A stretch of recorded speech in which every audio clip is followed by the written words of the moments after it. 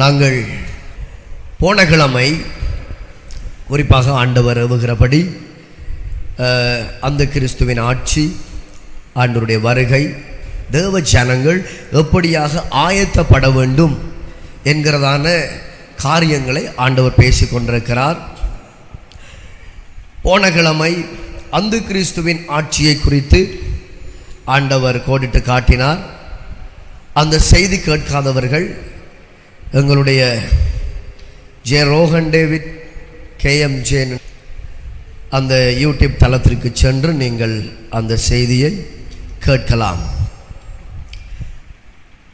மேலோட்டமாக அதை நான் சொல்லுகிறேன். அந்த கிறிஸ்து என்பவன் கடைசி காலத்திலே தேவனுக்கு எதிராக எழும்புகிற ஒரு சக்தி அல்லது ஒரு அதிகாரம் என்று சொல்லலாம். முக்கியமாக வேத புத்தகத்திலே வெளிப்படுத்தின சுவிசேஷம் மற்றும் புக் ஆஃப் தானியேல் 2 தெசலோனிக்கேயர் ஆகிய பகுதிகளிலே ஆழமாக ஆண்டவர் இந்த கிறிஸ்துவின் வருகை, அவன் வருவான் என்று கேள்விப்பட்டபடியே தற்பொழுது இந்த காலத்தில் சில கிறிஸ்துக்கள் கிறிஸ்துவின் ஆவியோடு எழுந்திருக்கிறார்கள் என்று அழகாக அங்கே சொல்லப்பட்டிருக்கிறது. வேதாகமத்தின்படி கிறிஸ்து சில காலம் உலகத்தில் அதிகாரம் செலுத்துவானாம், பலரை ஏமாற்றுவான், தேவனுக்கு எதிராக பேசுவான், நான் தான் இயேசுன்னு சொல்லுவான், அற்புதங்களையும் அடையாளங்களையும் அவன் செய்து காண்பிப்பான். ஆனால் வேதம் சொல்லுகிறது அவனுடைய ஆட்சி நிரந்தரம் இல்லை. ஹல்லேலூயா. அவனுடைய ஆட்சி, யாருடைய ஆட்சி? அந்த கிறிஸ்துவின் ஆட்சி. அந்த என்றால் எதிர், கிறிஸ்து என்றால் உங்களுக்கு தெரியும், இயேசு அபிஷேகம் பண்ணப்பட்டவர். ஆனால் இவன் கிறிஸ்துவுக்கு எதிரானவன், அதுதான் அந்த கிறிஸ்து என்று நாங்கள் பார்க்கிறோம். அவனுடைய ஆட்சி சொற்ப காலமே. அழகாக வேதம் சொல்லுகிறது, அதை முடித்து வைப்பவர். நல்லா கரங்களை தட்டி ஆண்டவராகிய இயேசு கிறிஸ்து அவர் திரும்பி வருகிற பொழுது அந்த கிறிஸ்துவை அழிப்பார். அவனுக்கான இடம் அந்த அக்கினியும் கந்தகமான அந்த பாதாளத்திலே அவர்களை நடத்திய அந்த மிருகம் தள்ளப்படும் என்று வேதம் அழகாக கோடிட்டு காட்டுகிறது. ஹல்லேலூயா. வேதத்திலே கர்த்தராகிய இயேசு 2 தெசலோனிக்கேயர் 2:8 சொல்லப்பட்டிருக்குது, கர்த்தராகிய இயேசு தமது வாயின் சுவாசத்தினாலே அவனை அழிப்பார். கரங்களை தட்டி வாயின் சுவாசத்தினாலே. இதை குறித்து நாங்கள் தெளிவாக பார்த்திருந்தோம் போன கிழமை. இறுதியில் வேதம் சொல்லுகிறது, வெற்றி பெற போவது தேவனுடைய ராஜ்யம். அது நின்று தனித்து நின்று பொல்லாத சத்துருவை கோகையும் தனித்து நின்று அக்கினியை அனுப்பி யாவையாம் தேவன் சுட்டரிக்க போகிறார். அதில் மிக முக்கியமான ஒரு காரியம், தேவனிடத்தில் நிலைத்திருப்பவர்கள் அவருடன் ஆளுகை செய்வார்கள். இப்பொழுது ஜெயங்கொண்ட ஜீவிக்கிறவர்கள் வருகிற அந்த காலத்திலே இயேசுவோடு ஆளுகை செய்வார்கள். பொல்லாத ஆவிகள் மண் பாண்டங்களை போல நொறுக்கப்பட்டு போகும்.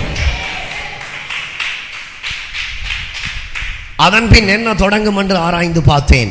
சமாதானமும் நீதியும். இப்ப சொல்லுங்க, இந்த உலகத்துல சமாதானம் இருக்கா?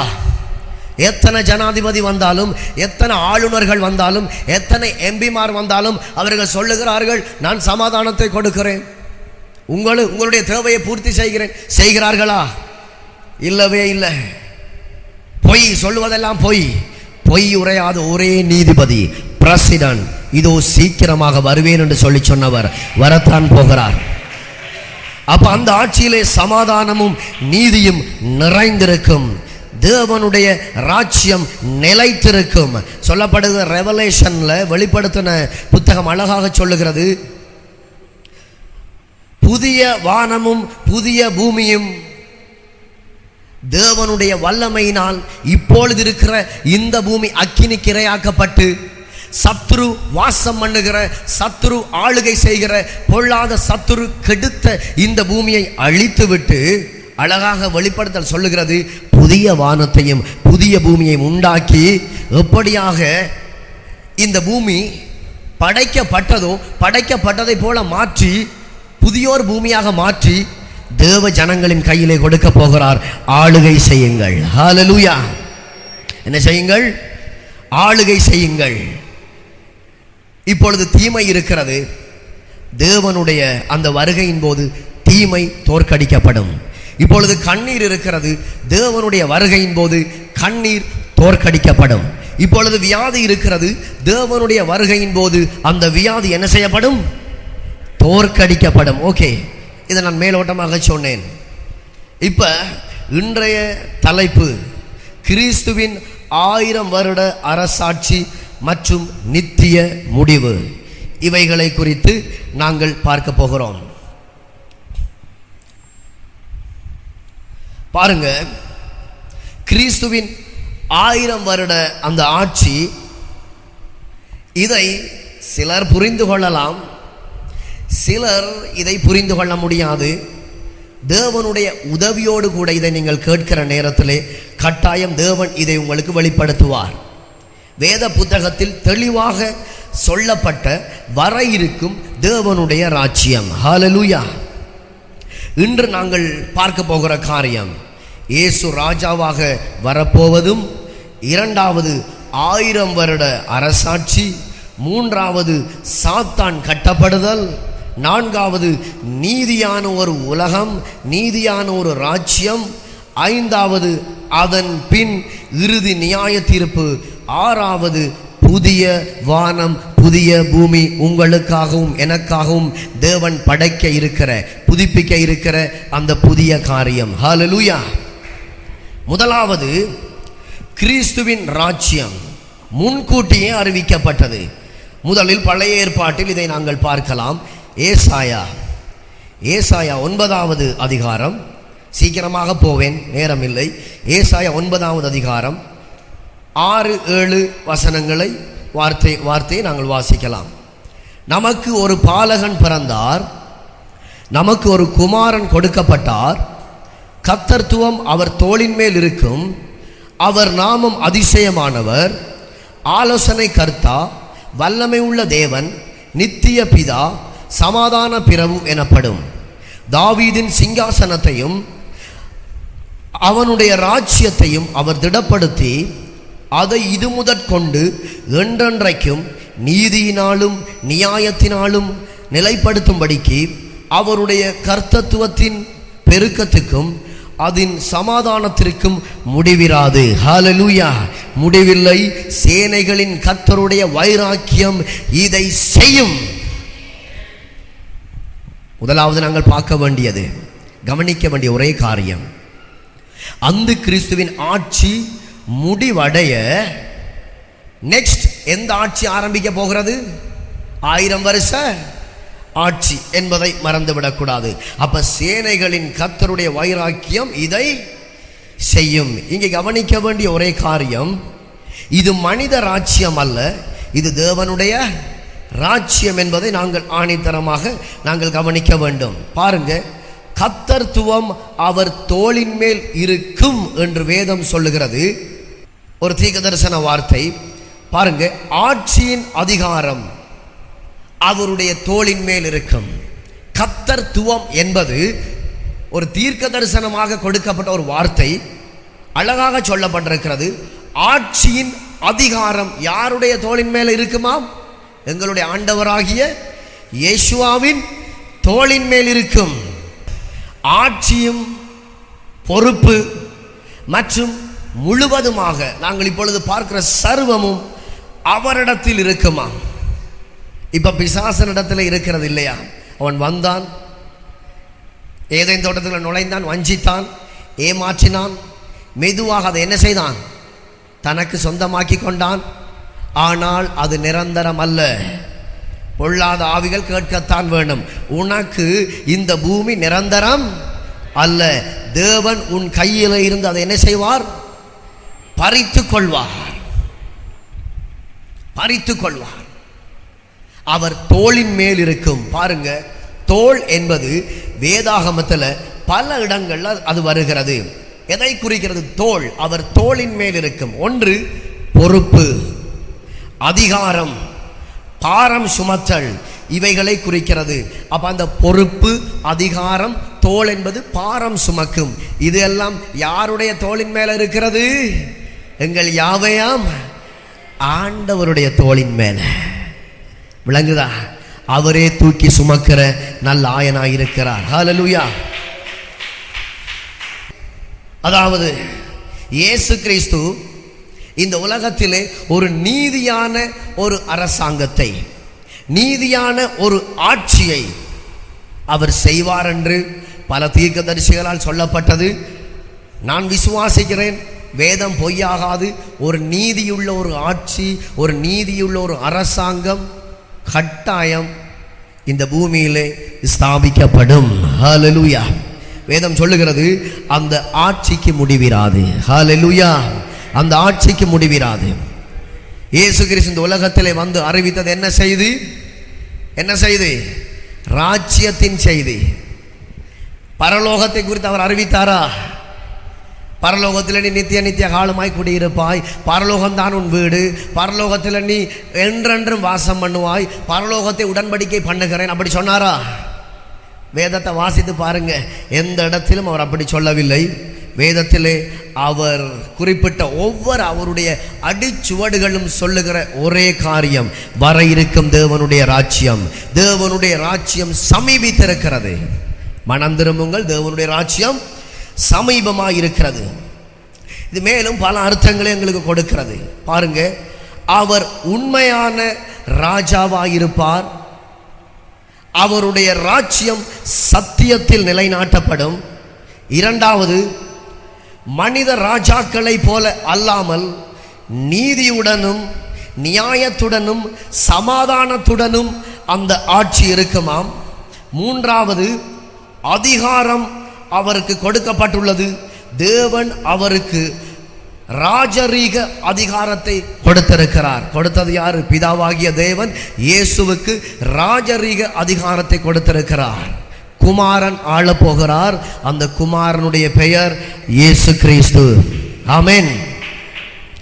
பாருங்க, அவர் தம்முடைய ஜனங்களை சுமக்கிறவராய், நல்ல மேய்ப்பராய், மக்களின் பாரத்தை சுமக்கிற நல்ல ஆயனாய், நல்ல மேய்ப்பராய் அவர் சுமக்க போகிறார். ஆமென். நல்ல ஒரு மேய்ப்பனாய், நல்ல ஒரு ராஜாவாய், கர்த்தத்துவம் அவர் தோளின் மேல் இருக்கும். இப்ப நாங்க சுமக்கிறோம். எதை சுமக்கிறோம்? பாரங்களை நாங்க சுமக்கிறோம், வேதனைகளை நாங்க சுமக்கிறோம். இருந்தாலும் கர்த்தர் எங்களுக்காக உதவி செய்கிறார், பலன் கொடுக்கிறார். இருந்தாலும் உங்களுடைய தோளும் கொஞ்சம் சுமக்கிறது தான். பாடுகளை அனுபவிக்கிறோம். அப்பப்போ வந்துட்டு போகுது. மனிதர்களால் வருகிறது, சபையால் வருகிறது, வீட்டாரால் வருகிறது, இல்லையா? வருகிறது தானே. ஆனாலும் வேதம் சொல்லுகிறது, நல்ல மேய்ப்பனாக ஒரு தாய் போல் அவர்களை தேற்றி ஒரு தகப்பனை போல தூக்கி சுமக்க போகிறாராம். ஆமென். பாருங்க, அதே வசனத்தில் அழகாக சொல்லப்படுகிறது, அதிசய ஆலோசகர், மற்றது வல்லமை உள்ள தேவன், நித்திய பிதா, சமாதான பிரபு என்று சொல்லப்பட்டிருக்கிறது. பாருங்க, அதிசய ஆலோசகராம், ஆலோசனை கொடுக்க போகிறார், நல்ல ஆலோசனைகள். வல்லமை உள்ள தேவன், நித்திய பிதா, சமாதான பிரபு. பாருங்க, இது இயேசுவின் ராஜ்யத்தையும் தெய்வீகத்தையும் தெளிவாக்குகிறது. லூக்கா முதலாவது அதிகாரம் 32 தொடக்கம் 33 வரைக்கும் வாசித்தால், அவர் பெரியவராயிருப்பார், உன்னதமானவருடைய குமாரன் எனப்படுவார், கர்த்தராகிய தேவன் அவருடைய பிதாவாகிய தாவீதின் சிங்காசனத்தை அவருக்கு கொடுப்பார், அவர் யாக்கோப்பின் குடும்பத்தாரை என்றென்றைக்கும் அரசாளுவார், அவருடைய ராஜ்யத்துக்கு முடிவிராது. நல்ல கரங்களை தட்டி, அவருடைய ராஜ்யத்துக்கு முடிவிராது. வேத புத்தகத்திலே தாவீதின் அரியணை என்று சொல்லப்பட்டிருக்கிறது. தாவீதின் அரியணை என்பது ஒரு சாதாரணமான ஒரு நாற்காலி, சாதாரணமான ஒரு கதிரை அல்ல, அது ஒரு ராஜரீகத்தையும் ராஜ்யத்தையும் அதிகாரத்தையும் ராஜ்யத்தையும் குறிக்கிறது. அதிகாரத்தை குறிக்கிறது. தாவீதின் சிங்காசனம். 2 சாமுவேல் 7வது அதிகாரத்திலே அவருடைய சந்நிதியில் இருந்து ஒருவர் என்றென்றைக்கும் ராஜாவாக இருப்பார், என்றென்றைக்கும் ராஜாவாக இருப்பார் சொல்லிட்டு அவர் யார்? அவருடைய பெயர் கொடுக்கப்பட்டிருக்கிறது தாவீதின் குமாரன் ஆண்டவராகிய இயேசு கிறிஸ்து. அவர் என்றென்றைக்கும் ராஜாவாக இருக்க போகிறார். இதை நீங்க முதலாவது அறிந்து கொள்ள வேண்டும். இன்றைக்கு உலகெங்கும் ஒரு போதனை போய் கொண்டிருக்கிறது. அந்த போதனை தான் செத்தவின் மோட்சம். எங்கவாம்? செத்தவின் மோட்சம். ஆனால் வேத புத்தகத்திலே செத்த பின் மோட்சம் என்று எந்த இடத்திலும் சொல்லப்படவில்லை. நீங்கள் ஆயத்தப்பட வேண்டும். அவர் ராஜாதி ராஜாவாக மகாராஜாவாக வரப்போகிறார். அந்த ராஜ்யத்தை அவர் உங்களுக்கு கொடுக்க போகிறார். அதுதான் தாவீதின் அரியணை என்று சொல்லப்பட்டிருக்கிறது. தாவீதின் அரியணை அவருக்கு கொடுக்கப்படும். அவர் என்றென்றைக்கும் ராஜாவாக இருப்பார். இப்ப சொல்லுங்க, இந்த பூமி யாருக்கு கொடுக்கப்பட்டது? யாருக்கு கொடுக்கப்பட்டது? சத்தமா சொல்லுங்க. தேவன் படைத்தார், ஏதேன் தோட்டத்தை சிருஷ்டித்தார். இந்த பூமியை யாருக்கு கொடுத்தார்? ஆதாமேவாள் மனிதனை சிருஷ்டித்து மனிதனுக்கு கொடுத்தார். இதை நீங்கள் ஆண்டு கொள்ளுங்கள். இப்ப மனிதன் ஒன்றை இழந்தான். எதை இழந்தான்? தேவனுடைய ராஜ்யத்தை. ராஜ்யத்தை என்றால் தேவனுடைய ஆளுகையை மனிதன் என்ன செய்தானாம்? இழந்து போனான். அதுதான் இயேசு என்கிற பெயரிலே அவர் இந்த மண் உலகம் இறங்கி வந்து அந்த ராஜ்யம் எப்படிப்பட்டது? ராஜ்யம் என்றால் என்ன? இன்னுமாக நான் எதை மனிதனுக்கு கொடுத்தேன்? மனிதன் எதை இழந்து போனான்? எதை பிசாசின் கையிலே அவன் கொடுத்தான்? இப்பொழுது இந்த உலகத்தை வைத்து சித்திரவதை படுத்துகிறவனும் அடிமைப்படுத்துகிறவனும் யார்? அவனை நீங்கள் எப்படியாக எதிர்த்து நிற்க வேண்டும் என்று ஆண்டவராகிய தேவன் அழகாக எங்களுக்கு கற்றுக் கொடுத்திருக்கிறார்.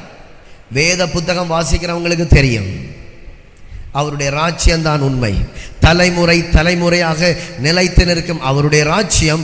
அந்த ராஜ்யம்தான் ஸ்தாபிக்கப்பட போகிற வர இருக்கிற ஒரு புதிய ஒரு அரசாங்கம். ஹல்லேலூயா, ஆமென். பாருங்க, 2வது காரியம் வெளிப்படுத்தல் 19. வெளிப்படுத்தல் 19 4 தொடக்கம் 6 வரை வாசித்தால் 24 மூப்பர்களும் 4 ஜீவன்களும் வணக்கமாய் விழுந்து ஆமேன் அல்லேலூயா என்று சொல்லி சிங்காசனத்தின் மேல் வீற்றிருக்கும் தேவனை தொழுது கொண்டார்கள். மேலும் நமது தேவனுடைய ஊழியக்காரரே, அவருக்கு பயப்படுகிற சிறியோரும் பெரியோருமானவர்களே, நீங்கள் யாவரும் அவரை துதியுங்கள் என்று ஒரு சத்தம் பிறந்தது. அப்பொழுது திரளான ஜனங்கள் இடும் ஆரவாரம் போலவும் பெருவெள்ள இரைச்சல் போலவும் பலத்த இடிமுழக்கம் போலவும் ஒரு சத்தம் உண்டாகி, அல்லேலூயா, சர்வ வல்லமையுள்ள தேவனாகிய கர்த்தர் ராஜரீகம் பண்ணுகிறார். நல்ல கரங்களை தட்டி, முதலில் அவர் வரப்போகிறார், அதற்கு பிற்பாடு அவர் ஆளுகை செய்ய போகிறார். 3வது காரியம் பாருங்க, வெளிப்படுத்தல் 20 1 தொடக்கம் 3 வாசித்து பாருங்கள். வெளிப்படுத்தல் 20 1 தொடக்கம் 3. ஒரு தூதன் பாதாளத்தின் திறவுகோலையும் பெரிய சங்கிலியையும் தன் கையிலே பிடித்து கொண்டு வானத்திலிருந்து இறங்கி வர கண்டேன். பிசாசென்றும் சாத்தான் என்றும் சொல்லப்பட்ட பழைய பாம்பாகிய வழிச்சர்ப்பத்தை அவன் பிடித்து அதை 1000 வருஷமளவும் கட்டி வைத்து அந்த 1000 வருஷம் நிறைவேறும் வரைக்கும் அது ஜனங்களை மோசம் போக்காதபடிக்கு அதை பாதாளத்திலே தள்ளி அடைத்து அதன் மேல் முத்திரை போட்டான். பார்த்தீங்களா? அதற்கு பின்பு ஒரு கொஞ்ச காலம் விடுதலையாக்கப்பட வேண்டும். பாருங்க, உலகத்தில் இன்றைக்கு குழப்பங்கள், ஏமாற்றங்கள், சதி திட்டங்கள் நடந்து கொண்டே இருக்கிறது. குடும்பங்களுக்குள்ளே எத்தனையோ பிளவுகள், தாங்கொண்ணா வேதனைகள், வியாதிகள். கடந்த காலங்களில் நாங்கள் ஜெபித்த பொழுது சில வியாதிகளுக்கு பின்னாக பிசாசு இருந்து சொன்னது, நான் தான் இந்த வியாதிக்கு சொந்தக்காரன். இருந்தாலும் கர்த்தர் கொடுத்த அதிகாரத்தினால் நாங்கள் அதை விரட்டினோம். கர்த்தர் சுகத்தை கொடுத்தார். எங்கள் ஆண்டவராகிய தேவன் சுகத்தை கொடுத்தார். சமாதானம் இல்லாமல், சந்தோஷம் இல்லாமல், நிம்மதி இல்லாமல் ஜனங்கள் அலைந்து கொண்டிருக்கிறார்கள். ஆனால் நாங்கள் எதிர்பார்த்து கொண்டிருக்கிற ஒரே ராஜ்யம், ஒரே அரசாங்கம் கட்டாயம் வர வேண்டும். எத்தனை பேர் வாஞ்சிக்கிறீங்க? இந்த உலகத்தில் எத்தனை பேருக்கு எலெக்ஷன் போட்டை போடுங்க, ஒன்றும் நமக்கு ஒன்றும் செய்ய போகிறது கிடையாது. ஆனால் ஒரு ஆளுக்கு போட் போட வேண்டும். அவர் யாரு? ஆண்டவராகிய, நல்லா சொல்லுங்க, ஆண்டவராகிய இயேசு கிறிஸ்து. இயேசு கிறிஸ்து. விளங்குதா? பிசாசு என்றும் சாத்தானன் சொல்லப்பட்ட பழைய பாம்பாகிய வழிச்சர்ப்பத்தை பிடித்து அதை 1000 வருஷம் அளவும் கட்டி வைத்து அந்த 1000 வருஷம் நிறைவேறும் வரைக்கும் அது ஜனங்களை மோசம் போக்காதபடிக்கு குழப்பமில்லாத ஒரு வாழ்க்கையை கர்த்தர் கொடுக்க போகிறார். 1000 வருஷம். ஏனென்றால் குழப்பத்துக்குரியவன் ஒரு இடத்துக்கு போகிறான், அங்கே போகிறான், பாதாளத்துக்கு அனுப்பப்பட போகிறான். பாதாளத்துக்கு தேவன் தள்ளி முத்திரை போட போகிறார். 1000 வருஷம் நீ வெளியில வரக்கூடாது. ஹல்லேலூயா. அப்ப அந்த 1000 வருஷமும் சமாதானம்தான், 1000 வருஷமும் சந்தோஷம்தான், 1000 வருஷமும் நிம்மதிதான். ஹல்லேலூயா. இப்ப பாருங்க, 4வது வெளிப்படுத்தல் 20, வெளிப்படுத்தல் 20 4:6. அன்றியின் நான் சிங்காசனங்களை கண்டேன், அவைகளின் மேல் உட்கார்ந்தார்கள், நியாய தீர்ப்பு கொடுக்கும்படிக்கு அதிகாரம் கொடுக்கப்பட்டது. இயேசுவை பற்றிய சாட்சியின் நிமித்தமும் தேவனுடைய வார்த்தையின் நிமித்தமும் சிரச்சேதம் பண்ணப்பட்டவர்களுடைய ஆத்துமாக்களையும், சிரச்சேதம் பண்ணப்பட்டவர்கள் என்றால் இரத்த சாட்சியாக பட்டயத்தால் வெட்டப்பட்டு இயேசுவுக்காக மரித்தவர்கள், ஆத்துமாக்களையும் மிருகத்தையாவது அதன் சொரூபத்தையாவது வணங்காமலும் தங்கள் நெற்றியிலும் தங்கள் கையிலும் அதன் முத்திரையை தரித்து கொள்ளாமலும் இருந்தவர்களை கண்டேன். அவர்கள் உயிர்த்தெழுந்து கிறிஸ்துவுடனே கூட 1000 வருஷம் அரசாண்டார்கள். நல்லா கரங்களை தட்டி. நான் சொன்னேன் போன கிழமை, அந்த கிறிஸ்து ஒருவன் எழும்புவான், கூடுமான அளவு தேவ ஜனங்களை மோசம் போக்குவான், பட்டயத்தை காண்பிப்பான், அற்புதங்களை செய்வான், அடையாளங்களை செய்வான். அது இப்பவும் தொடங்கலாம், நாளைக்கும் தொடங்கலாம், அது எங்களுக்கு தெரியாது அந்த எந்த நேரத்தில் ஆரம்பிக்கும் என்று. நெஞ்சை நிமித்தி எழுந்து நிற்பான். சர்ப்பம், வழிச்சர்ப்பம் அவனை வழி நடத்தும். குறிப்பாக இயேசுவுக்காக சாட்சியாய் வாழுகிறவர்களை துரத்தி கொண்டு அழிப்பதற்கு கூடுமான அளவு வஞ்சிப்பான வார்த்தைகளை அவன் பேசுவான். உங்களை ஏமாற்றி இழுக்கத்தக்க நய வஞ்சகமான வார்த்தைகளை பேசுவான். எதற்கும் நீங்கள் தலை குனியக்கூடாது, தலை வணங்கக்கூடாது. 666 இலக்கம் ஒன்றை அவன் குத்துவதற்காக நிற்பான். அதை குத்தினால் இங்கே சொல்லப்பட்டிருக்கிறது பாருங்க, தேவனுடைய வார்த்தையின் நிமித்தம் சிரச்சேதம் பண்ணப்பட்டவர்களுடைய ஆத்துமாக்களையும், அடுத்தது சொல்லப்படுது பாருங்க, மிருகத்தையாவது அதன் சொரூபத்தையாவது வணங்காமலும் தங்கள் நெற்றியிலும் தங்கள் கையிலும் அதன் முத்திரையை தரித்து கொள்ளாமலும், தங்கள் கையிலும் தங்கள் நெற்றியிலும் அந்த முத்திரையை தரித்து கொண்டால் முடிந்தது, முறிந்து விழுந்து விடுவோம்.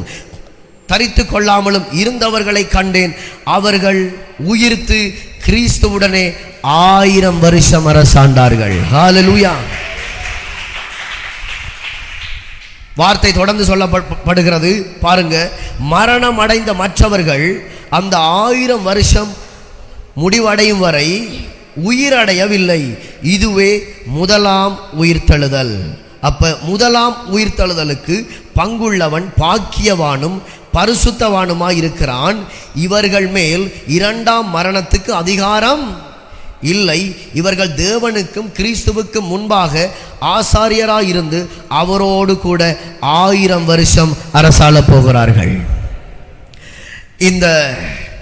இதில் சொல்லப்பட்டிருக்கிறது பாருங்க, முதலாம் உயிர்த்தெழுதலுக்கு பங்குள்ளவன் பாக்கியவானும் பரிசுத்தவானுமாய் இருக்கிறான். முதலாம் உயிர்த்தெழுதல் என்றால் அந்த 1000 வருஷம் தொடங்குகிற நேரத்திலே சிரச்சேதம் பண்ணப்பட்டவர்கள், இயேசுவுக்காக மரித்தவர்கள், இப்பொழுது பாடுகளை அனுபவித்து தங்கள் சிலுவையை சுமந்து கொண்டு யாரிடத்திலும் சொல்லாமல் பொறுமையாக ஓடுகிறவர்கள், ஜெயங்கொண்ட ஜீவியம் ஜீவிக்கிறவர்கள், சத்தியத்தின் நிமித்தம் புறக்கணிக்கப்படுகிறவர்கள், கல்லறியப்படுகிறவர்கள், சிரச்சேதம் பண்ணப்படுகிறவர்கள், வெட்டப்படுகிறவர்கள், இயேசுவுக்காக ஜீவனை விடுகிறவர்கள், அங்கே சொல்லப்படுகிறது முதலாம் உயிர்த்தெழுதலுக்கு இவர்கள் பங்குள்ளவர்களாயிருக்கிறார்கள். ஹல்லேலூயா.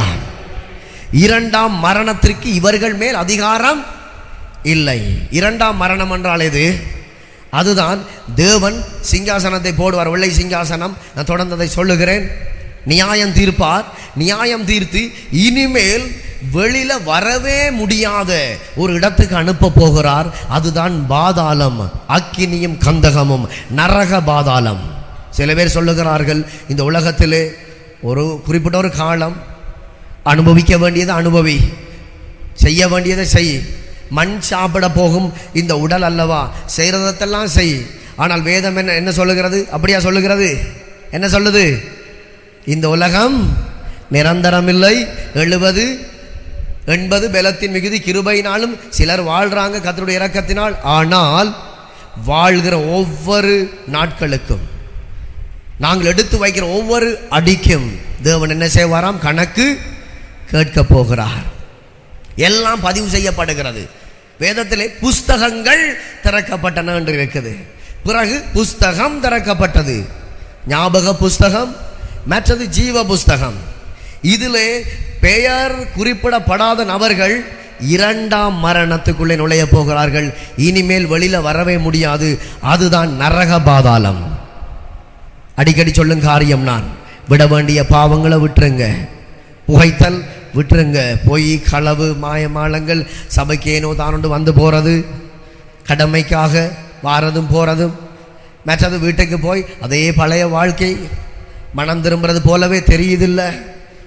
இன்றைக்கு ஆண்டவர் வந்தால், நாளைக்கு வந்தால், அல்லது அவருடைய ரகசிய வருகை இப்பொழுது இருக்குமானால், அல்லது அது தேவையில்லை, எங்களுடைய ஜீவன் இப்பொழுது பிரியுமானால், ஒரு மனிதன் உயிரோடு இருக்கும் வரைக்கும் தான் அவனுக்கு என்னவாம்?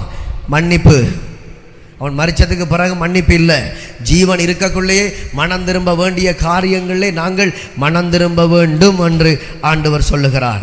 இப்போ இதில் குறிப்பிடப்படும் ஒரு காரியம், முதலாம் உயிர்த்தெழுதலுக்கு பங்குள்ளவன் பாக்கியவானும் பரிசுத்தவானுமாயிருக்கிறான்.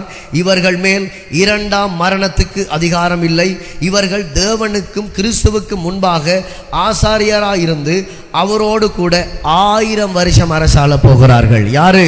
முதலாம் உயிர்த்தெழுதலுக்கு பங்குள்ளவர்கள் 1000 வருஷம் அரசாள போகிறார்கள். நல்லா கரங்களை தட்டி ஹல்லேலூயா.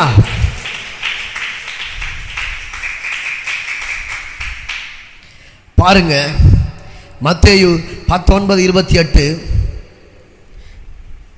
ஆளுகிறவர்கள் யார்? மத்தேயு 19:28.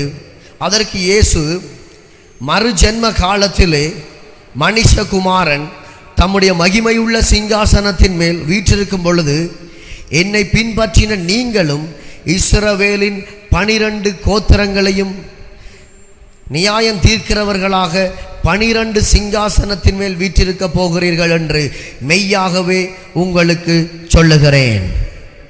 ஒரு முறை இயேசு கிறிஸ்து 12 சீசருடனும் அவர் பேசிக்கொண்டிருக்கிற பொழுது, நீங்களும் 12 சிங்காசனத்தில் உட்கார்ந்து இஸ்ரவேலின் 12 கோத்திரங்களையும் நியாயம் தீர்ப்பீர்கள் என்று ஆண்டவர் அழகாக சொல்லியிருக்கிறார். அப்ப நான் அதை ஆராய்ந்து பார்த்தேன். இவர்கள் நியாயம் தீர்க்க போகிறார்களா? திரும்ப இன்னொரு அழகான வசனம் சொல்லுகிறது, தேவ ஜனங்கள் நியாயம் தீர்க்க போகிறார்களாம். கர்த்தர் பிரித்து கொடுக்க போகிறார். அவருக்கு உண்மையாக இருக்கிறவர்கள் நியாயம் தீர்க்க போகிறார்கள். அந்த நியாயம் தீர்க்க போவது என்பது ஆளுகை செய்ய போகிறார்கள். எத்தனை பேருக்கு ஆளுகை செய்ய விருப்பம்? அல்லது இந்த உலகத்தோடைய செத்து, இந்த உலகத்தில் நல்லா சாப்பிட்டு நல்லா குடிச்சு வயிற்றை வளர்த்து கொண்டு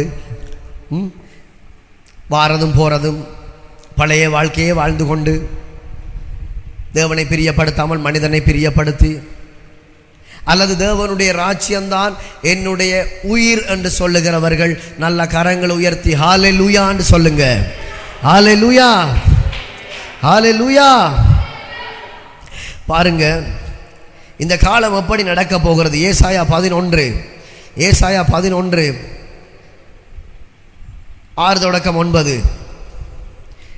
அப்பொழுது ஓநாய் ஆட்டுக்குட்டியோடே தங்கும், புலி வெள்ளாட்டுக்குட்டியோடே படுத்துக்கொள்ளும், கன்று குட்டியும் பாலசிங்கமும் காளையும் ஒருமித்து இருக்கும், ஒரு சிறு பையன் அவைகளை நடத்துவான். பசுவும் கரடியும் கூடிமேயும், அவைகளின் குட்டிகள் ஒருமித்து படுத்துக்கொள்ளும். சிங்கம் மாட்டை போல் புல்லு சாப்பிடும், வைக்கோல் தின்னும். பால் குடிக்கும் குழந்தை விரியன் பாம்பு வலையின் மேல் விளையாடும். பால் மறந்த பிள்ளை கட்டு விரியன் புற்றிலே தன் கையை வைக்குமாம். பாருங்க, என் பரிசுத்த பர்வதம் எங்கும் தீங்கு செய்வாரும் இல்லை, கேடு செய்வாரும் இல்லை. சமுத்திரம் ஜலத்தினால், அதாவது கடற்கரை கடல் ஜலத்தினால் நிறைந்திருக்கிறது போல் பூமி கர்த்தரை அறிகிற அறிவினால் நிறைந்திருக்கும். ஹல்லேலூயா.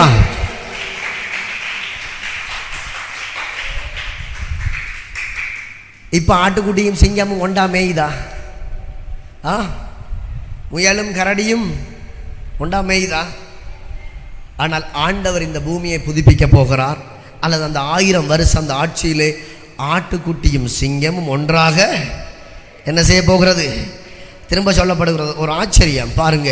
பால் குடிக்கும் குழந்தை விரியன் பாம்பு வலையின் மேல் என்ன செய்யுமாம்? விளையாட போகிறது. இப்படி தான் இருந்தது தேவன் படைக்கக்குள்ள, இப்படியே மாறப்போகிறது. அடுத்தது, பால் மறந்த பிள்ளை கட்டு விரியன் புற்றிலே. இப்போ கையை போடலாமா? கையை போடலாமா? சாரையை கண்டாலே ஓட்டம் பிடிக்கிறோம். பால் மறந்த பிள்ளை கட்டு விரியன் புற்றிலே தன் கையை வைக்கும். ஆண்டவர் கொடுக்கிற வாக்கு, என் பரிசுத்த பர்வதம் எங்கும் தீங்கு செய்வாரும் இல்லை, கேடு செய்வாரும் இல்லை.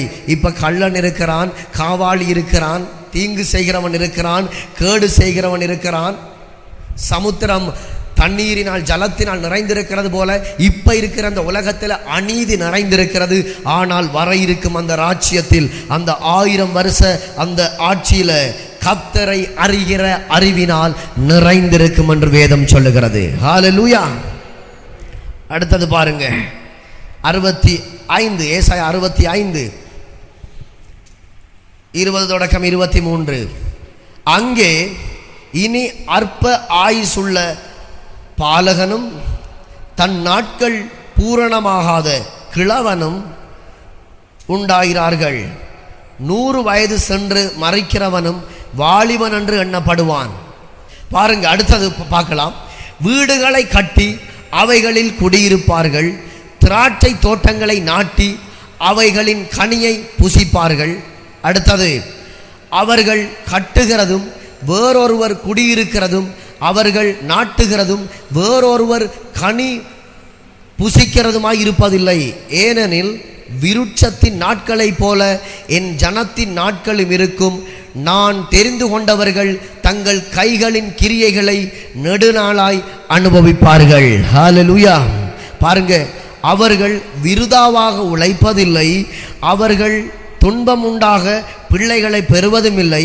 அவர்களும் அவர்களோடு கூட அவர்கள் சந்தானமும், அதாவது அவர்கள் ஆசீர்வாதம், அவர்களுடைய பிள்ளைகள் கர்த்தராலே ஆசீர்வதிக்கப்பட்ட சந்ததியாயிருப்பார்கள். அப்பொழுது அவர்கள் கூப்பிடுவதற்கு முன்னே நான் மறு உத்தரவு கொடுப்பேன் என்று, அவர்கள் பேசுவதற்கு முன்னே நான் கேட்பேன் என்று ஆண்டவர் சொல்லுகிறார். ஹல்லேலூயா.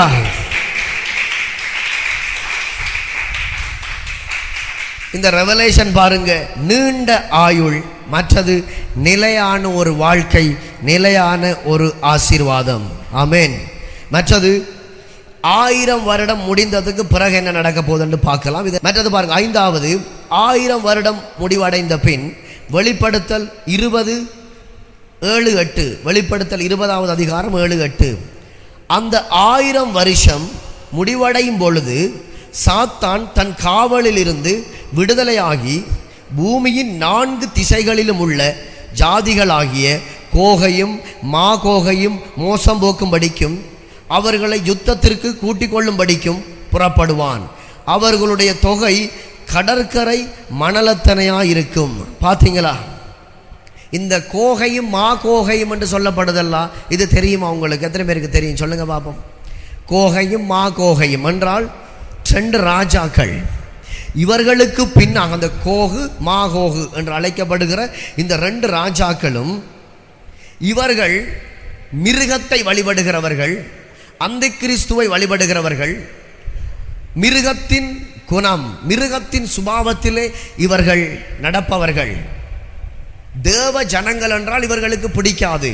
இப்ப பிசாசு என்ன செய்கிறான்? மெதுவாக இவர்களை தன் கைவசப்படுத்தி 1000 வருஷம் முடிவடைகிற பொழுது, நான் சொன்னேன் தேவன் வரப்போகிறார், அந்த கிறிஸ்துவின் ஆட்சி முடிய 1000 வருஷ ஆட்சி ஆரம்பிக்கும். எத்தனை பேருக்கு அந்த ஆட்சி விருப்பமா அதுக்குள்ள போகணுமா? அதுக்கு பிறகு 1000 வருஷம் முடிய திரும்ப பிசாசு என்ன செய்வான்? பாதாளத்தில் இப்ப இருக்கிறான், பிறகு கட்டவிழ்க்கப்பட்டு திரும்ப அவன் இந்த பூமிக்கு அனுப்பப்படுவான், வருவான். இந்த பூமிக்கு கால் வைத்து எவ்வளவற்றுக்கு தேவ ஜனங்களை மறுபடியும் மோசம் போக்க முடியுமோ, எவ்வளவற்றுக்கு வஞ்சிக்க முடியுமோ அவ்வளவற்றுக்கு வஞ்சிப்பான். அந்த வார்த்தை சொல்லுகிறது, கோகையும் மாகோகையும் மோசம் போக்கும்படிக்கும் அவர்களை யுத்தத்திற்கு கூட்டிக் கொள்ளும்படிக்கும் புறப்படுவான். அவர்களுடைய தொகையை குறித்து சொல்லப்படுகிறது, அவர்களுடைய தொகை கடற்கரை மணலத்தனையாய் இருக்கும். எவ்வளவற்றுக்கு ஜனங்களை கூட்டிக் கொண்டு இப்பையும் அவன் கிரியை செய்து கொண்டிருக்கிறான். உங்களுக்கு பக்கத்தில் இருக்கிறவங்களாக இருக்கட்டும், அல்லது கூட இருக்கிறவங்களாக இருக்கட்டும், வீட்டாராக இருக்கட்டும், போகிற வருகிற இடங்களாக இருக்கட்டும், மெதுவாக கூட்டிக் கொண்டு வருவான். கூட்டிக் கொண்டு வந்து காதுக்குள்ள பேசுவான், அங்க போகாத, அது பொய்யான ஒரு நற்செய்தி, அந்த வார்த்தை பொய், ராஜ்யம் என்பது பொய். பிசாசுக்கு அன்று தொடக்கம் இன்று வரை, இந்த சபை ஆரம்பிக்கப்பட்ட நாட்களில் இருந்து நான் பார்த்து கொண்டு வருகிறேன், அன்று தொடக்கம் இன்று வரை பரலோகத்தை குறித்து சொல்லுவதென்றால் நல்ல விருப்பம், வர இருக்கிற ராஜ்யத்தை குறித்து சொல்ல வெளிக்கிட்டா என்ன செய்கிறான்? நட்டுக்கம் பிடிக்கிறான். ஆனால் எது சத்தியம்? வர இருக்கும் அவருடைய ராஜ்யம். நல்லா சொல்லுங்க, ராஜ்யம் வருவதாக.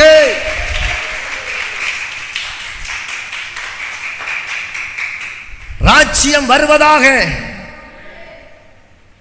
இது விளங்காதவர்கள் இன்னும் தெளிவாக நான் அதை போடலாம் என்று இருக்கிறேன். நீங்க யூடியூப்ல கேட்கலாம் இல்லையா? நேரம் ஓடிக்கொண்டே போகிறது. அடுத்தது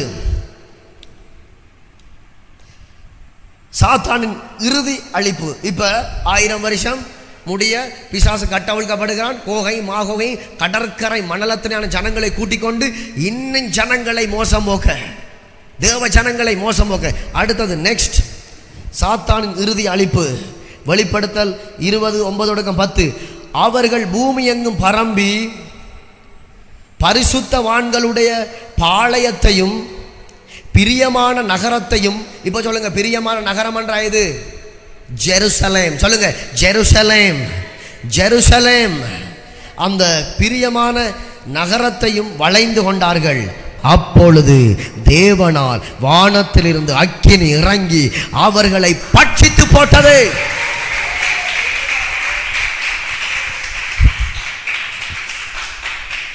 மேலும் அவர்களை மோசம் போக்கின பிசாசானவன் மிருகமும் கள்ள தீர்க்கதரிசியும் இருக்கிற இடமாகிய அக்கினியும் கந்தகமும் எரிகிற கடலிலே தள்ளப்பட்டான். அவர்கள் இரவும் பகலும் சதா காலங்களிலும் பாதிக்கப்பட்டார்கள். இப்ப சாத்தான் நிரந்தரமாக அழிய போகிற அல்லது அதுக்குள்ளே கிடந்து கத்த போகிற ஒரு இடம் அங்கே அழகாக சொல்லப்பட்டிருக்கிறது. பாருங்க, மேலும் அவர்களை மோசம் போக்கின பிசாசானவன் மிருகமும் கள்ள தீர்க்கதரிசியும் இருக்கிற இடமாகிய அக்கினியும் கந்தகமும் எரிகிற கடலிலே. இதான் பிள்ளைகள் நான் அடிக்கடி சொல்றது, வஞ்சிக்கப்படாதீங்கண்டு. அவன் தனியே போகணும் இல்ல, ஆகையினால ஒரு கூட்டத்தையும் இழுக்கலாம்னு நிற்கிறான். எத்தனையோ சபைகளை வஞ்சித்து வைத்திருக்கிறான். சில போதகர்களோடு நான் பேசினேன், ராஜ்யத்தை குறித்து பேசுகிற பொழுது, அப்படி அல்ல, எங்க அப்படி இருக்குது, அப்படி அல்ல, இல்லையா, அப்படித்தான் சொல்லப்பட்டிருக்குது. தீர்க்கதரிசிகள் மூலமாக கர்த்தத்துவம் அவர் தோளின் மேல் இருக்கும், அவர் ராஜா, அவர் ராஜாதி ராஜா, அவர் ஆளுகை செய்வாசி. அப்படி அல்ல. பரலோகமே என் சொந்தமே. இவ்வளவு வேதனையான ஒரு காரியம், வேதனைக்கு மேல வேதனை. பரலோகத்தில் குந்தி கொண்டிருக்க தேவனங்களை அழைக்கவில்லை. வேதம் சொல்லுகிறது, இருப்பு கோலை உங்க கையில கொடுக்க போகிறார், ஆளுகை செய்யுங்க, ஆளுகை செய்யுங்க. ஜெயம் கொள்ளுகிறவர்கள் என்ன செய்ய போகிறார்கள்? ஆளுகை செய்ய போகிறார்கள். பாருங்க, இறுதி நியாய தீர்ப்பு. வெளிப்படுத்தல் 20:11-12. வெளிப்படுத்தல் 20:11-12. பின்பு நான் பெரிய வெள்ளை சிங்காசனத்தையும் அதன் மேல் வீற்றிருக்கிறவரையும் கண்டேன். அவருடைய சமூகத்தில் இருந்து பூமியும் வானமும் அகன்று போயின, அவைகளுக்கு இடம் காணப்படவில்லை. அவர் பெரியவர், அவர் ராஜாதி ராஜா. பாருங்க, மரித்தோராகிய சிறியோரையும் பெரியோரையும் தேவனுக்கு முன்பாக நிற்க கண்டேன். அப்பொழுது புஸ்தகங்கள், அண்டர்லைன் பண்ணிக்கொள்ளுங்கள், புஸ்தகங்கள் திறக்கப்பட்டன. ஜீவ புஸ்தகம் என்னும் வேறொரு புஸ்தகமும் திறக்கப்பட்டது. அப்பொழுது அந்த புஸ்தகத்தில் எழுதப்பட்டதின்படியே மரித்தோர் தங்கள் தங்கள் செயல்பாடுகளின்படியே தங்கள் கிரியைகளுக்கு தக்கதாக நியாய தீர்ப்படைந்தார்கள். அதுக்கு ஒப்பனையான ஒரு வார்த்தை பாருங்க, தானியேல் 12:2. தானியேல் 12:2. பூமியின் தூளிலே நித்திரை பண்ணுகிறவர்களாகிய அநேகரில் சிலர், என்னவாம்? பூமியின் தூளிலே நித்திரை பண்ணுகிறவர்களாகிய அநேகரில் சிலர் நித்திய ஜீவனுக்கும் சிலர் நித்திய நிந்தைக்கும் இகழ்ச்சிக்கும் விழித்து எழுந்திருப்பார்கள். பார்த்தீங்களா? நியாய தீர்ப்பை குறித்து பேசப்படுகிறது. சிலர் நித்திய ஜீவனுக்கும் சிலர் நித்திய நரகத்திற்கும், அப்படி சொல்லலாம், நித்திய நியாய தீர்ப்பு. அவர்கள் எழுந்திருக்க போகிறார்கள். யார் எழுந்திருக்க போகிறாங்க இந்த உலகத்தில்? ப்ளீஸ் பண்ணி கேட்குறேன், செல்ஃபோன் கையில் இருக்கண்டாப்புல எல்லாத்தையும் பார்த்து தள்ளாதீங்க. உங்கள் மனம் சித்த உணர்ச்சியை காத்து கொள்ளுங்க.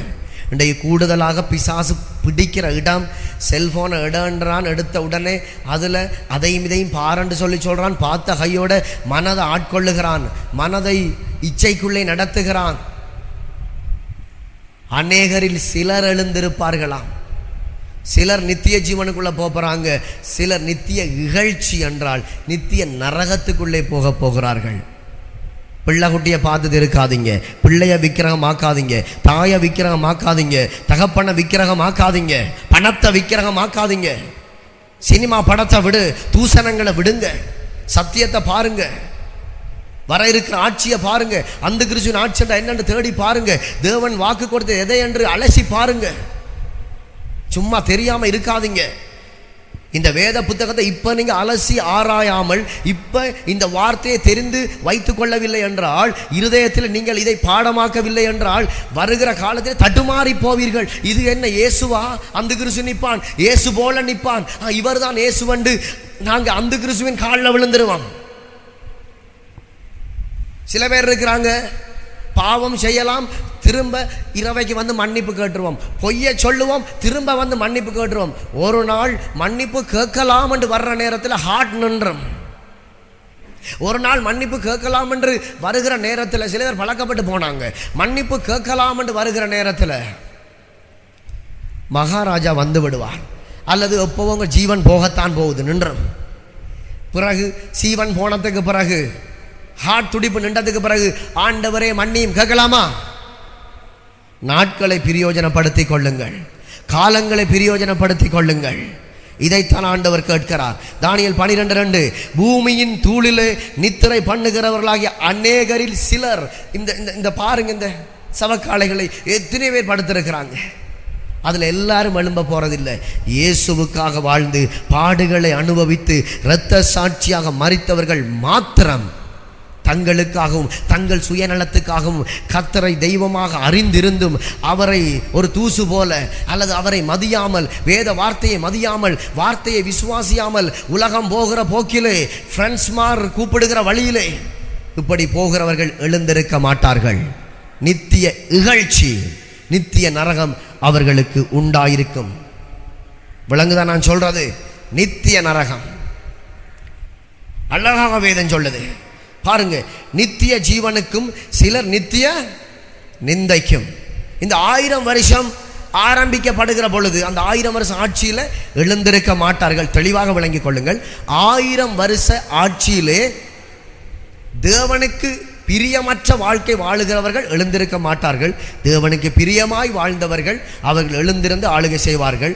ஆனால் இந்த காலத்திலே 2 நபர்களும் எழுந்திருக்க போறாங்க. யாரு? தேவனுக்கு பிரியமாய் வாழ்ந்தவர்கள் எழுந்திருக்க போகிறார்கள், தேவனுக்கு பிரியமற்ற வாழ்க்கை வாழ்ந்தவர்கள் எழுந்திருக்க போகிறார்கள். ஆனால் வெள்ளாடுகள் நித்திய இகழ்ச்சிக்கும் செம்மறியாடுகள் நித்திய ஜீவனுக்குள்ளும் என் சந்தோஷத்திற்குள் பிரவேசி. உண்மையும் உத்தமமுள்ள ஊழியக்காரனே என் சந்தோஷத்திற்குள் பிரவேசி. அந்த வீட்டுக்குள்ளே நுழைய போகிறார்கள். எத்தனை பேருக்கு அந்த ஆசை இருக்கிறது? விளங்கிச்சா? ஹல்லேலூயா. ஒவ்வொருவரும் நியாயம் தீர்க்கப்படுவார்கள். மற்றது இதில் சொல்லப்பட்டிருக்கிறது, வாழ்க்கை பதிவு செய்யப்படுகிறது. பதிவு செய்யப்பட்டது அங்கு மீட்டல் செய்யப்படும். இந்த ரெண்டையும் புரிஞ்சு வச்சுக்கொள்ளுங்க. இப்போ நீங்கள் சபை முடிஞ்சதுக்கு பிறகு நீங்கள் எழும்பிட்டு போவீங்கல்ல, ஒவ்வொரு நடையும் பதிவு செய்யப்படுகிறது. இப்போ நாங்கள் ஃபோன் கதைக்கிறதுல சொல்கிறாங்க, இந்த டயலாக்காராக்கள் பதிவு செய்கிறாங்களாம். ஆகையினால கவனம் அந்தந்த காரியங்களை கதைக்கிற பொழுது. அதே போல எங்களுடைய ஒவ்வொரு நடையும், ஒவ்வொரு பார்வையும், ஒவ்வொரு பேச்சும், நாங்கள் எங்கே போகிறோம், தேவன் உள்ளத்தின் ஆழத்தை, உள்ளந்திரியங்களை ஆராய்கிறவர். நாங்கள் எதை நினைக்கிறோம், மேட்டிமை, பெருமை, அகந்தை, ஒவ்வொன்றையும் தேவன் என்ன செய்கிறார்? பதிவிடுகிறார். பதிவிடுகிறார். வேதம் அழகாக சொல்லுது. இதெல்லாம் நீங்கள் தெரிஞ்சு வச்சிருக்க வேணும். ஒன்று, ஒவ்வொருவரும் ஒவ்வொரு நபரும் தனித்தனியே நியாயம் தீர்க்கப்படுகிறார்கள். மற்றது, எங்களுடைய வாழ்க்கை பதிவு செய்யப்படுகிறது. பதிவு செய்யப்பட்டது மீட்டல் செய்யப்படும். புத்தகம் திறப்பார். எங்களுக்கு புத்தி அறிந்த காலம் தொடக்கம் நாங்கள் செய்த நன்மைகளாக இருக்கட்டும், தீமையாக இருக்கட்டும், சரி இடையில் மனம் திரும்பி இருக்கிறோமா, அதுவும் எழுதப்படும். ரைட், கடைசி பரியந்த நாங்கள் நிலைத்து நிற்கிற நேரத்தில் நிலைத்து நின்றிருக்கிறோமா, அதையும் ஆராய்ந்து பார்ப்பார். அப்படி ஆம் என்று அதில் இருந்தால் டக்கண்டு ஜீவ புஸ்தகத்தை திறப்பார். அதிலே உங்களுடைய பெயர் இருக்கும். ஹல்லேலூயா.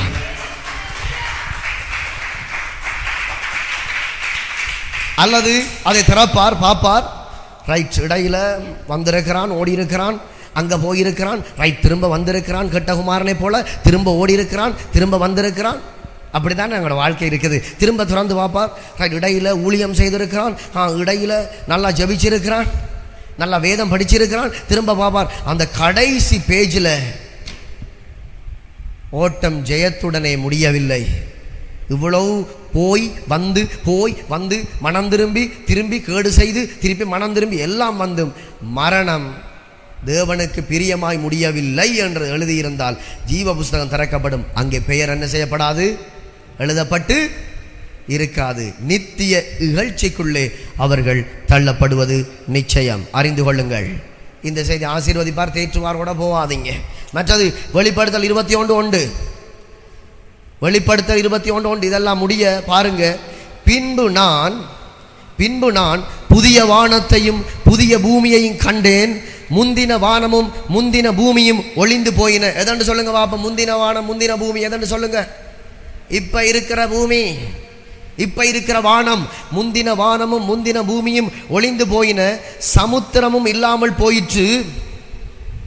அழகா சொல்லப்படுகிறது, சமுத்திரம் இல்லாமல் போயிற்று. இப்போ பாருங்க, இதுக்கு ஒரு ரெவலேஷன் கொடுக்கிறேன். துக்கம் இல்லாத ஒரு உலகம், மரணம் இல்லாத ஒரு வாழ்க்கை, தேவனோடு நித்திய ஒரு வாழ்க்கை, ஒரு நித்திய ஜீவன். ஹல்லேலூயா. பாருங்க, முதலாவது நோட்ஸ் எடுக்கிறவங்க எடுத்துக்கொள்ளுங்க. இயேசுவின் 2ஆம் வருகை. 2வது சாத்தான் கட்டப்படுகிறான். 3வது 1000 வருஷ அரசாட்சி. மற்றது நீதியும் அமைதியும். பிறகு 1000 வருட முடிவு. திரும்ப சாத்தான் விடுதலையாக்கப்படுகிறான். அடுத்தது சாத்தானின் அழிவு. மற்றது இறுதி நியாய தீர்ப்பு. புதிய வானம் புதிய பூமி உண்டாக்கப்பட நாங்கள் காத்திருக்கிறோம். ஹல்லேலூயா. இந்த போதனையின் முக்கியமான நோக்கம் என்ன தெரியுமா? நாங்கள் இந்த உலகத்துக்குரியவர்கள் அல்ல. நாங்கள் பார்க்கிறது அல்லது நாங்கள் பழகுகிறவர்கள் இடையில் நின்றுவாங்க. ஒன்று நிரந்தரம் இல்லை. அறிந்து கொள்ளுங்கள். மனைவியை கடவுளாக்காத, பிள்ளைகளை கடவுளாக்காதீங்க, விக்கிரகமாக்காதீங்க. திரும்ப திரும்ப அதை தான் சொல்லுவேன். பிள்ளைகளை பார்த்தா நீங்கள் விழுந்துருவீங்க. உங்கள் தாய் தகப்பனை கர்த்தருக்குள்ள அன்பு செய்யுங்க, கர்த்தருக்குள்ள நேசிங்க. கர்த்தருக்கு வெளியே வந்த ராஜ்யத்துக்கு வெளியே வந்தால் நோ. அதே போல் சொத்து, அது தேவனுக்குள்ள உங்களை நடத்துதா அல்லது உலகத்தின் பக்கம் இழுக்குதா? ஆராய்ந்து பாருங்கள். மற்றது எதுவாக இருந்தாலும் சரி, இந்த சபையில் நீங்கள் ஆண்டவருக்காக செய்கிற ஊழியமாக கூட இருக்கலாம். பிள்ளைகள் ஊழியமாக கூட இருக்கலாம். என்ன எண்ணத்தில் அந்த ஊழியத்தை செய்கிறீர்கள்? பெருமையில் அல்லது பிறர் பார்க்க வேண்டும் நான் என்கிற ஆணவத்தில்? அது கூடி எடுபடாது. செய்கிற ஊழியம் ஆண்டவர் விரும்புகிறபடி தாழ்த்தி அதை செய்கிற பொழுது அந்த ராஜ்ய பாரத்தை கர்த்தர் உங்களுக்கூடாக அதை ஸ்திரப்படுத்தி அதை நிலைப்படுத்துவார். ஹல்லேலூயா. கட்டாயம் நீங்க நிலைத்து நின்று ஆண்டவருடைய சேவையை செய்வது நிச்சயம். அப்ப கிறிஸ்துவின் ராஜ்யம் என்னவாம்? நிச்சயமாக வரத்தான் போகிறது. நீதியும் சமாதானமும் நிச்சயமாக அவருக்குள்ளாக உண்டாக போகிறது. இப்ப சொல்லுங்க, முதலாவது அந்த கிறிஸ்துவின் ஆட்சி. அந்த கிறிஸ்துவின் ஆட்சி அப்படியோ முடிவடைந்து கொண்டு போகிற நேரத்தில் என்னவாம்? 1000 வருஷ அரசாட்சி ஆரம்பிக்கும். தேவன் வருவார், அந்த கிறிஸ்துவை பட்டன்னு போட்டுருவார். கர்த்தருடைய அக்கினி அதை செய்யும். 1000 வருஷ அரசாட்சி. அப்படி 1000 வருஷம் முடிவடையும் அந்த நேரத்தில் சத்துரு இப்போ அலைமோதி கொண்டு அழித்து கொண்டு ஜனங்களை மோசம் போக்கி கொண்டு பொல்லாத பேய் மறுபடியும் அவன் என்ன செய்யப்படுகிறான்? அவிழ்க்கப்படுகிறான். திரும்ப என்ன செய்யப்படுவான்? தேவனுடைய வல்லமையினால் நியாயம் தீர்க்கப்பட்டு அந்த பொல்லாத ஆவி நிரந்தரமாய் கட்டப்பட போகிறது. வர இருக்கிற ராஜ்யம் இந்த பூமி எனக்குரியது, உங்களுக்குரியது. விளங்கிச்சா? இந்த பூமி உங்களுக்குரியது, எனக்குரியது. அந்த பூமியில கண்ணீர் இல்லை, கஷ்டம் இல்லை, வியாதி இல்லை, வறுமை இல்லை, வேதனை இல்லை. இப்போ நாங்கள் ஒருவேளை ஆண்டவரே கண்ணீரை துடைங்கப்பான்னு ஜபிச்சாலும் ஒரு 3 நாளைக்கு பிறகு கண்ணீர் வரலாம். ஏனென்றால் இந்த கண்ணீர் துடைப்பு நிரந்தரமான கண்ணீர் துடைப்பு அல்ல. மெய்யான கண்ணீர் துடைப்பு மகாராஜா வந்து துடைப்பார். அந்த கண்ணீர் துடைப்பு நித்திய காலமாய் சமாதானத்தையும் சந்தோஷத்தையும் உங்களுக்கு கொடுக்கும் என்பதில் எந்த சந்தேகமும் இல்லை. இப்ப சொல்லுங்க, தேவன் கொண்டு வந்த செய்தி எது? நற்செய்தி எது?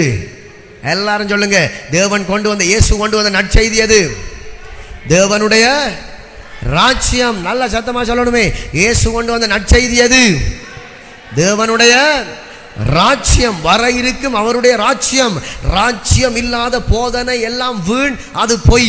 அல்லது ஒருவேளை நீங்க கேட்டாலும் அந்த இடத்துல பரலோகம் என்று சொல்றாங்க. என்ன செய்யறது? அவங்களுக்கும் விளங்கல்ல அல்லது வெளிப்பாடு இல்லை. ஆகையினால அந்த பரலோகமே என்று சொல்ற இடத்துல இல்லை. அவர் வர இருக்கிற அந்த ராஜ்யம் அதுதான் உண்மை. என்னோட வார்த்தைகள் நல்லா இருக்குதல்ல. ஆகையினால அந்த பரலோகம் என்று சொல்ற இடத்துல ராஜ்யத்தை போட்டு கேளுங்கள், வஞ்சிக்கப்பட்டு விடாதீர்கள். ஆளுகை செய்வதற்காகவே உங்களையும் என்னையும் கர்த்தர் அழைத்திருக்கிறார். எழுந்து நின்று நல்ல கரங்களை தட்டி எழுந்து நின்று தேங்க்யூ